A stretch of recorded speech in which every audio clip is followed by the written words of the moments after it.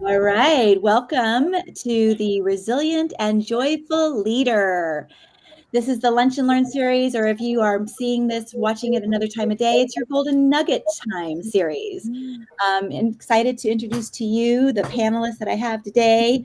But I want to just first start by letting everyone know that we are talking about navigating toxic relationships at work, strategies for leaders and teams to elevate workplace culture and collaboration. And when one of us is speaking, the others will be muted because there is background noise that occurs. And I will be calling my panelists up to share their perspectives on questions that I have. But before we do that discussion, I would like to introduce my panelists. So, going to start with Rachael. Please tell us who you are, the name of your company, and why you're excited or passionate about this topic. Yes, I'm very excited about this topic. So, Rachael Needham, and I work with my sister at Remarkably Luminous. So, we started that company because we are both very passionate about people living fully present, knowing themselves, being peaceful. So, people work with me to transform their lives and really to find those strategies for navigating healthy relationships. And if you don't have healthy relationships, how to begin to develop those, whether that's a healthy relationship with other people or even with your own self and your own internal world. So, Awesome. Thank you. Glad you're you bet. here. And Michael, come on in. Hey, thank you for having me. I'm Michael Tennant. I'm the CEO of Curiosity Lab, the creator of the Actually Curious Conversation game, and the author of The Power of Empathy. And my purpose in life is to make practicing empathy mainstream. We do Nice. that through wonderful, giftable entertainment products and experiences. And we do that through a learning model called the 5 phases of empathy that we've been privileged to teach in education and nonprofit and corporate spaces. Thanks for having me. Awesome. Thank you, Michael. And Troy.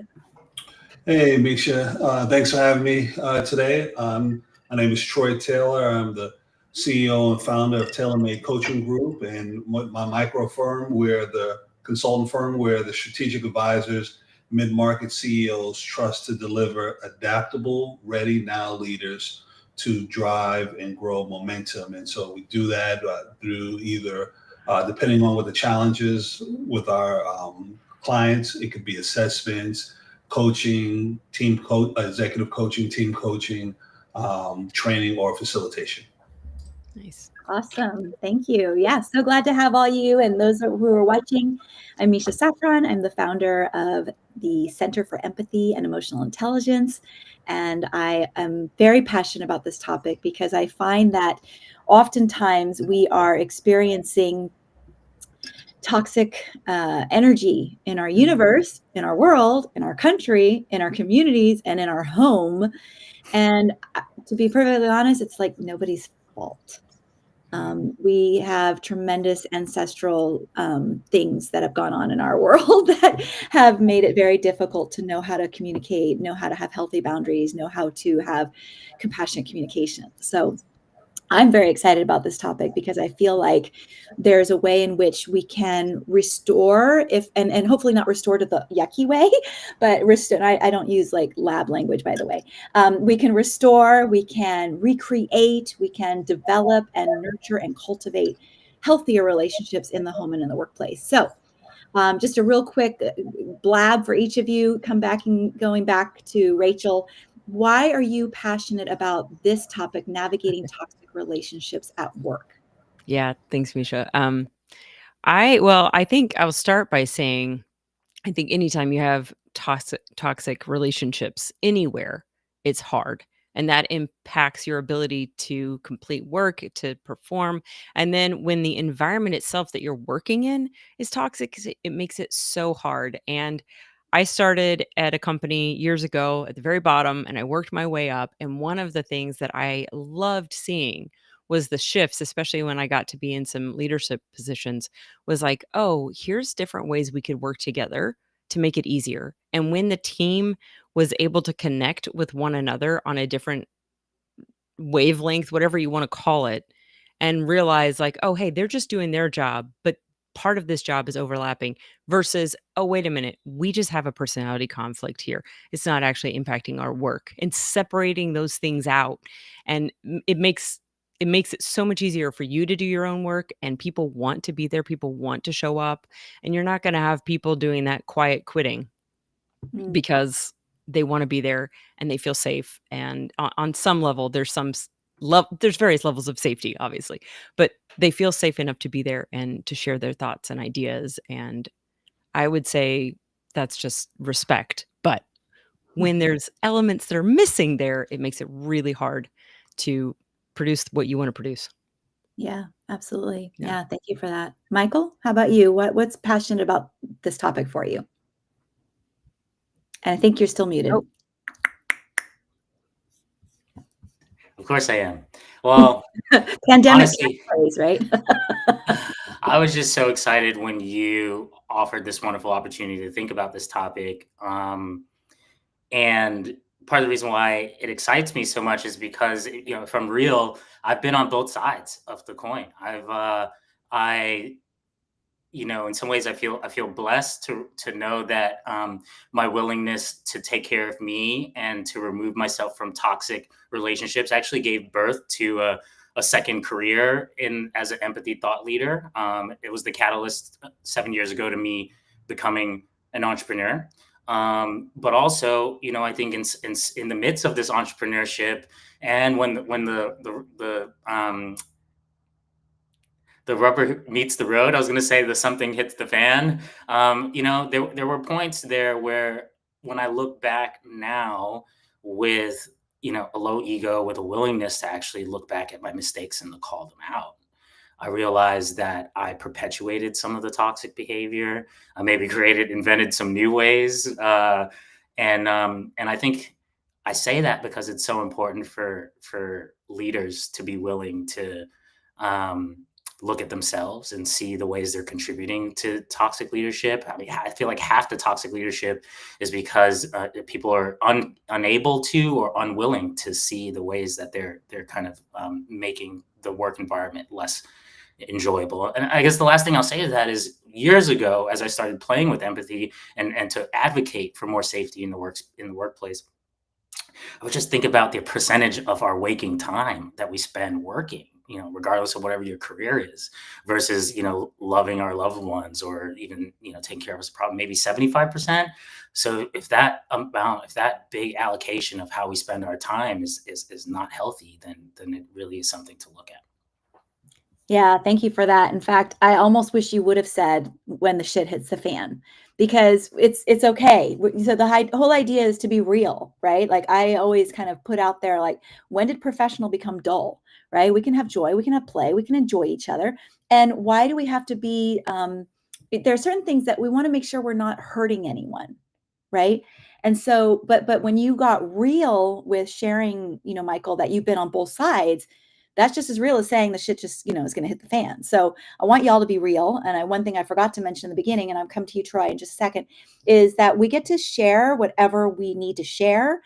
We're not here to debate each other or argue. We're here to welcome all ideas and thoughts, because the people on the other side of this are going to learn from it so they can be a resilient and joyful leader, and really make teams and workplaces more enjoyable to be in, right? I mean, a lot of people don't want to go back to work physically in the work building, not just because they've had the luxury of being at home, but because it was toxic.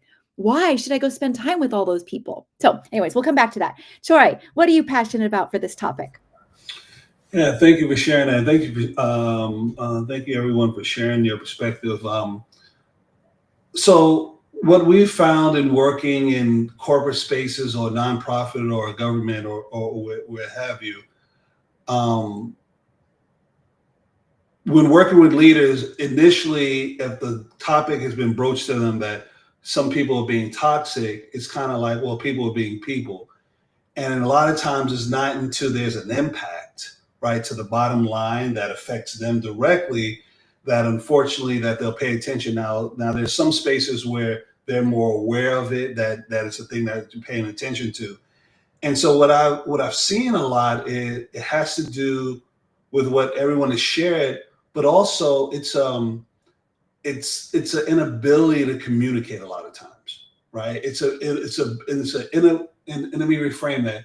It's an inability to allow a space for other people that communicate different from you, right? So it's, hey, I don't like how so-and-so is talking to me, and then I'm going to speak a certain way. And so what we see a lot of times in these workspaces is people put in an environment, they're going to communicate, and it's unmet expectations, right? I'm expecting you to communicate a certain way. You're not, so something's wrong with you, and I'm going to behave a certain way. And so that's what I see a lot of times. And so I look at it as we look at it as an opportunity, like to help teams, to help leaders, which brings realignment in. And even though the toxicity is there, it's really a ripple effect of the way they're not communicating.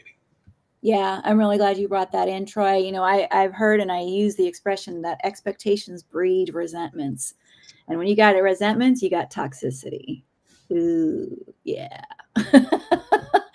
All right, awesome. Let's get into the first question. And I'm going to type it into the private chat for my panelists, but I'm going to put it on the screen for everyone else. So the first question is, what early signs can leaders look for to identify when a workplace relationship is becoming unhealthy or toxic? And before we go there, one of the things you just said, Troy, also reminded me. So my tagline is helping people do peopling better. So yeah, people are just being people, but could they do it a little bit better? Yeah, but sometimes they don't know, right? Sometimes we have to find ways to communicate that what they're doing isn't appropriate or helpful or is making a negative impact rather than a positive impact. So with that in mind, what early signs can leaders look for to identify when a workplace relationship is becoming unhealthy or toxic? Michael, let's start with you. Well, I think everything that we teach at Curiosity Lab starts from a felt experience. And I always go back to the example of feeling tension in the room, or the unspoken, that something's unspoken, but no one's willing to name it. Well, that's intelligence that we have in our bodies. And the more comfortable we get at noticing it within ourselves, being willing to call it out, training those skill sets of noticing, or specifically somatic awareness, noticing emotions. We equip ourselves with teammates who are able to call that out as well. And we start to actually embed language that supports individuals. I think Troy was talking about communication. We teach individuals to bring emotions into their language, to make it normal, a normal part of the culture. So often I almost look, I think we're smarter than we allow ourselves to be when we want to kind of brush it off. Maybe it's an easy escape to say, let the people be people. Because sometimes, that's a way of ignoring our own contribution to the culture. So I think being able to actually kind of be honest about the culture that we're breathing. What are some of the artifacts of it? And then if we see something out of the normal, being willing to and modeling and training to being able to call that out, be able to speak to it directly. Yeah, thank you. Yeah, the somatic, being aware of what's going on, that's part of our emotional intelligence, right? What are we feeling inside when other things are happening around us? So yeah, thank you for bringing that in. Troy, come on in with that. So what some of the signs could be, it's a lot of different ways depending on the culture and who's there. But one of the things that comes to mind is when there's really a misalignment, among teams and departments. When there's a clear directive of ways of working, or things that's supposed to be done, and it's for some reason people are not doing the things they said they're going to do, or they're supposed to do. And then there's a lot of like extra noise around it, right? And so from a business aspect, that produces itself with missing deadlines, delays, not hitting certain metrics. And so usually companies start saying, okay, well, something's going on, right? And so they don't always look at the clear that it's something is toxic, right, in the environment, and that's clearly directed to what the challenge is, right? And so illustrating for them that all these things are connected, but usually the signs of a toxic environment is certain things are happening, right? And so that's the ripple effect of it, so to speak. Yeah, thank you, Troy. So paying attention to what's happening around you, and not only for your own self, like Michael brought in, but also like what are the habits or experiences that are continuing to endure, to go on, and are we enduring it? Are we allowing it? Are we, like Michael said, talking about it? Yeah. So thank you. Rachael, come on in. Yeah. And those were great. Actually, Troy, what you had said about the misalignment, that really jumped out at me, just like how easy it is for us to fall into the roles are maybe not clear, or maybe the team is clear on it, but this team over here isn't clear, and the expectations are a little off. Like, we're thinking they're going to do this, but they're thinking, no, we're not going to do that. Somebody else is doing that. Like, those are quick ways to cause frustration in the workplace. I was thinking as well, similar to what Michael shared, just awareness, like especially as a leader, like letting yourself kind of sink into awareness as a leader or as a team member. Like, just let yourself be aware of yourself, and then also aware of kind of what's happening around you. And then I had a couple other ones that these are things I watch for. Am I noticing passive aggressive behavior? Am I noticing people not being willing to be direct? Especially this will come up in, you might get reports, like complaints about either an individual or departments, and yet there's no communication between the two of them. And obviously there are things that are extremely dangerous and it wouldn't feel safe, but there are oftentimes that there are smaller things that are still on that toxic level where we may not trust this other person to be honest with us that there's a problem. Like, I've had experiences in my role where I suddenly realized I could trust this person to complete an assignment. I could not trust them to tell me if there was an interpersonal problem or they didn't like the way something was happening or being done. They wouldn't communicate those kinds of things. So I think that's an element for me that I'm like, oh, that's just a little ding. Keep an eye out on those to see if that's active.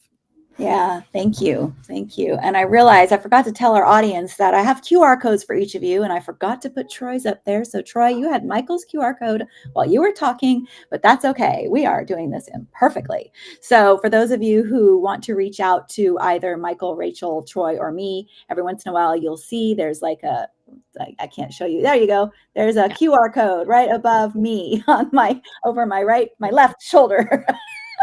And it's mine right now on you, so. Okay, all right. So what I really heard was somatic, emotional intelligence, alignment, misalignment, communication, and a disconnect in trust. Like, can I really trust that you're going to share with me what I need you to share with me in order for me to grow? So we were just talking about what early signs can leaders look for to identify when a workplace relationship is becoming unhealthy or toxic? I always come back to the first person. Michael, is there anything you want to add now that you've heard your colleague? Yes. I was like, I know there was a thing I wanted to say, and I was like, man, I wish I'd mentioned this one. Not, but I think I really loved Rachel's ads on like some of these artifacts. You know, you've gone at this enough. It's one of the benefits of experience is you start to notice like certain behavioral patterns that tell you, okay, something's afoot. There's some toxicity, maybe some things that we can address. But I think also thinking proactively about are there shifts? Do we have to let people off? What's going to be the fallout of that? Did someone leave who was well liked?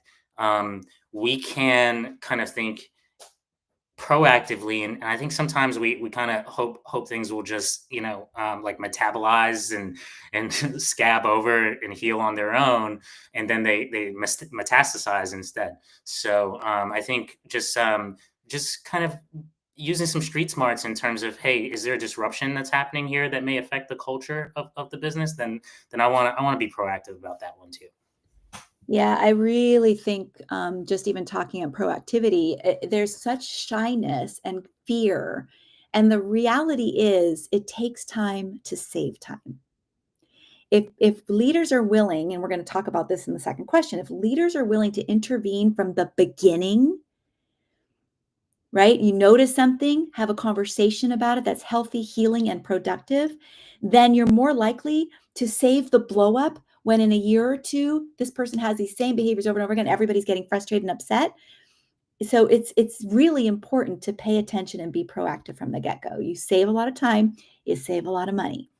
So with that in mind, question number 2, how can leaders intervene in a way that sets clear boundaries while still supporting growth and repair within the team? So Troy, we're going to pull you up here first. Yeah, I would say that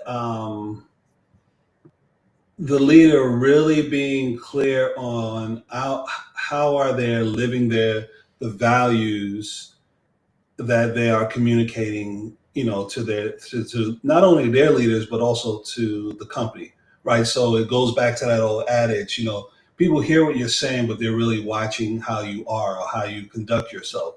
So I would say it always starts there with leaders. It always starts there, and then continuously communicate not only what this looks like, right? What are the setting the boundaries and the ways of working together, but when it goes off track or off the rails, having that conversation that shows this is how we should come back, and that requires communication, not just verbally, but maybe in print, and really being mindful of the way that they are communicating. And going back to something Rachael said, when another thing that they can do, another thing, a ripple effect of toxicity is now you're not learning really what's going on, right? It's often information that you're not learning about. It's either something bad is going to happen or people are not sharing things. And so when toxicity comes out, it's almost like a poisonous gas, and people are just covering up their face, right? And so they're not going to say things as well too, right? And so being clear who you are, continually set that tone, and also having conversations when it goes off track, being able to draw that line back to this is the way that we're functioning, the ways that we're going to be. Yeah, absolutely. And, it's interesting. I think that sometimes people are so scared to have those conversations. And then they have them like, oh, that wasn't so bad. But you need communication training to be able to have the conversations so that you're not pointing the finger, you're not blaming, shaming, or complaining in a way that's going to set things awry, right? We have to use communication strategies that support people to feeling heard, understood, valued, so that you can then get underneath the iceberg to see what's the real problem here and actually start talking about it. So yeah, thank you for that, Troy. Rachael, come on in. Okay, took me a minute to find my mute button. I had a few different thoughts, and I really like what you just said, Troy, because it just made me think about how important it is that the leader's words and actions match. Like, start right there. So, and part of what I was thinking before you even started sharing was when leaders are doing the work themselves on themselves, when they are doing that healthy work on themselves, like that will become evident in what we're seeing played out in their lives. Like respect looks like something, and when we have respect in a workplace, that makes a huge difference, because if the base standard is respect, then we can improve upon it. Whereas if we're lacking some of that respect, we're going to have a problem. So as terms of my recommendations are doing your own work as a leader, like doing the work to look at yourself and to dig in and developing who you are, whether that's with a coach or doing healing work. If you have, I mean, we all have trauma of some kind, but doing the healing work so that you can live peacefully. And then to your team, offering resources to them, like whether it's books or courses or one-on-one sessions with a coach or a therapist, counselor, whatever those things are. I think that that's a big deal. Also, getting informed about different types of therapy and coaching and counseling, having a loose idea. Obviously, you don't have to be an expert as a leader, but I think it helps to have an idea of here's some of what's out there. And then it also made me think about just the workplace in general, like not encouraging busy work.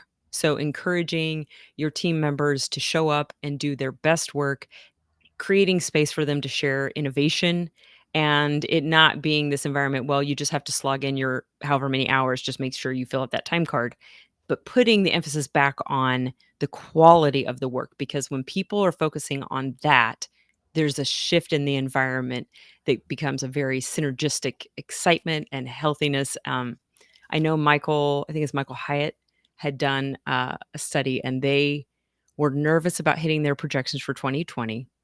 They put a cap on all their employees. They could not work more than 30 hours a week. Not only did they meet their projections for 2020, which they thought there was no way they would do it because 2020, they exceeded them. By putting the cap on there, people had healthier lives and produced more.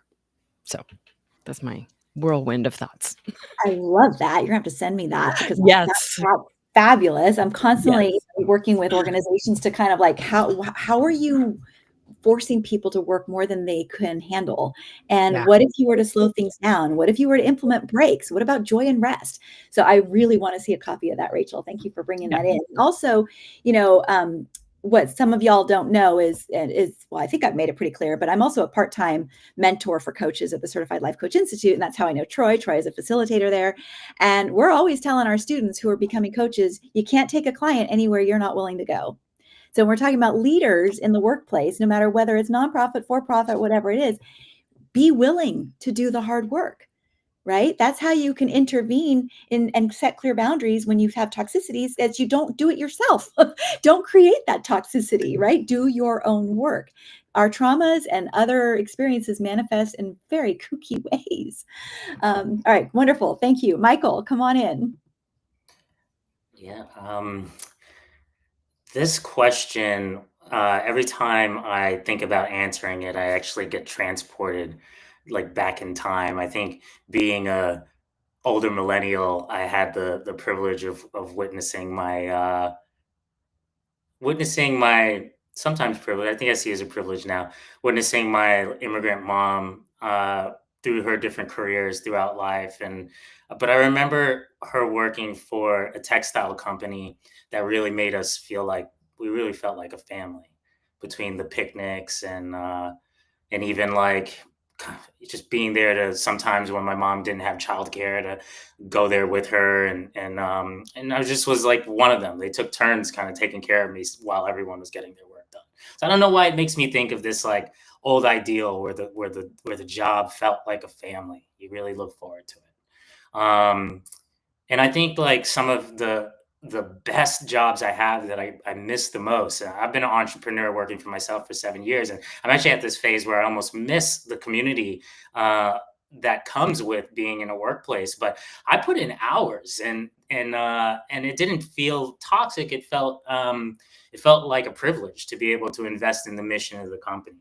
So I think when there is that alignment, like Troy was talking about, you can actually sometimes the culture or what some might see as toxic, others might just seem as investment. And then I'll also, in terms of Rachel speaking about the work that leaders need to do, I think when there is, especially interpersonal, I believe not just being able to invest in yourself and being able to mitigate and being able to have those challenging conversations and see people coach, but I think being willing to invest the time. So the one-on-one conversations, the group conversations, just really being able to roll up your sleeves and be there with people and show like we are a family and we're going to get through this, because it is natural for a family to disagree, but it's damaging to let that go without thoughtfully leading our way through it. Yeah, thank you. Thank you for that.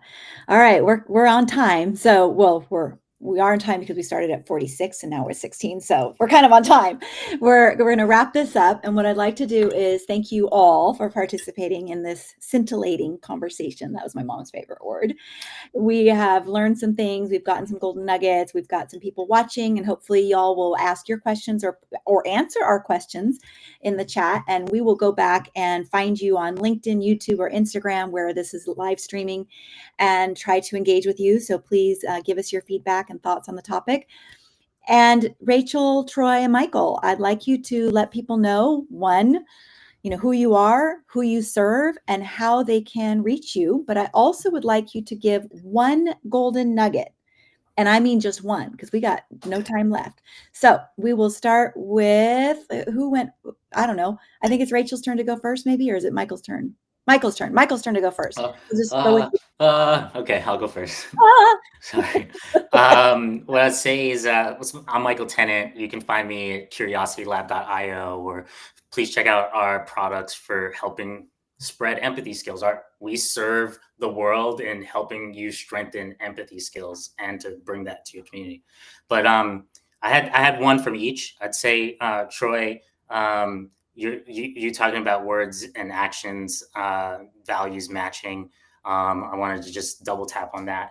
And Rachael, just your reminders of some of the artifacts of toxic culture showing up, like in subtle ways, passive aggressive ways, really makes me want to think about those as well. Thank you. Great. Thank you so much, Michael. All right. And Rachael, come on in. Yes. So I'm Rachael Needham. You can find me at rachaelneedham.com or remarkablyluminous.com. And I work with my sister, and we love serving people and meeting them on the journey, wherever you're at on your journey, and just saying, okay, we're going to help you take it to the next level, whatever that happens to be. I work a lot with people who are frustrated in their work environment or who are in unhealthy marriages or relationships to figure out if you want to stay or if you want to move on. There were, same, Michael. There were a lot of cool things that really stood out to me. I really liked when you, just at the beginning, when you even commented about just where people are spending the majority of their time. If that's not a healthy place, it just instantly made me think, if it's not a healthy place that you're spending your time, you're going to spend a lot of time trying to clean that up in the other parts of your life. So making sure that they were creating a nice space for that. And then Troy, your comments on misalignment, those really stood out to me as well. So thank you, Misha. It's been a delight to be here. Yeah, thank you. All right, Troy, last but not least. Sure, thank you. Troy Taylor, TaylorMade Coaching Group. You can find me at taylormadecoachinggroup.com, or you can find me at LinkedIn, Troy Taylor or TaylorMade Coaching Group, either way. Working with mid-market companies, leaders, whether it's Fortune 500, nonprofit, government, etc. And what I would say to leaders that are struggling, and a lot of leaders are because of so many external pressures and things, really just be curious. Being curious of what is going on, right? And from your lens, and getting support, like you getting clarity and having that conversation with, going on that journey with yourself, or whether you reach out to one of us, but really being curious what is going on and starting to have that conversation. And if you don't remember anything else, if you come from a place of being authentic and being transparent, right, that will always bode well in that process, right? That will always bode well. With Michael, all the things that Michael shared with empathy, often companies are like, well, empathy, and well, what do you mean? Well, it's how you're feeling and how it affect you and other people. And also what Rachael shared in terms of